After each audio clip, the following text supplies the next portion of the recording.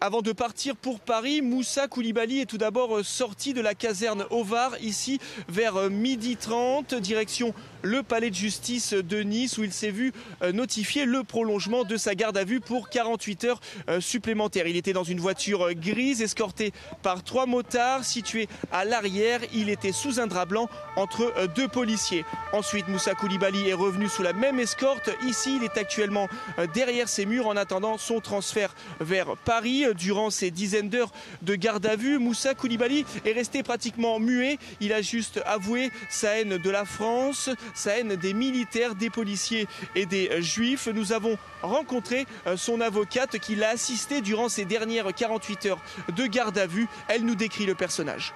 On n'a pas eu de sentiment de regret, même on n'a pas eu ce sentiment-là. Qu'il soit déterminé, c'est certain, compte tenu des propos qu'il a tenus et que vous avez reportés, qu'on retrouve dans la presse. Mais j'aurais dit une personne froide, plutôt. Le fait qu'il ait gardé le silence, ça démontre aussi cette froideur.